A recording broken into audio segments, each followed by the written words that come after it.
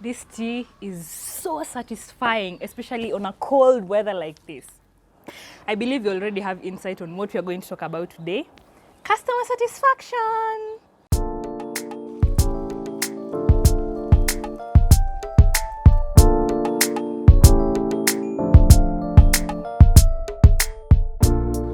I don't know whether you've heard about the saying, the customer is always right.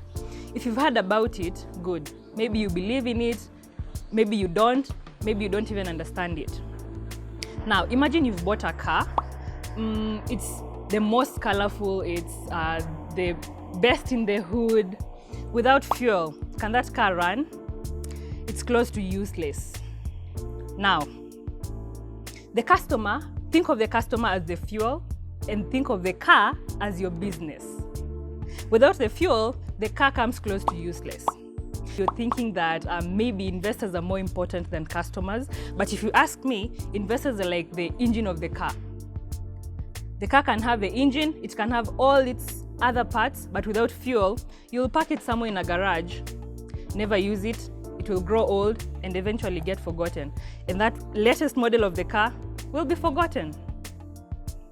Now, one could argue that maybe the customer could fail to understand, or the customer does not really have a deep insight on the technical side of what you want them to do, which is very right. Someone else could say the customer could be dishonest, which is true as well. But the reason the customer is not understanding is maybe because you're not making enough effort to make them understand, so that at the end of the day, you're trying to meet them at the mid-ground. It's not just all about you as a business, it's also a bit about the customer. At the end of the day, you have met or even surpassed your customers' expectations. And at the same time, you still have your trademark on whatever you did for them. If the customer is dishonest, if you ask me, I'd say just try to make an effort to catch them at it, but never disregard the compliments and even complaints of a customer. Treat your customer in the exact same way you will want to be treated.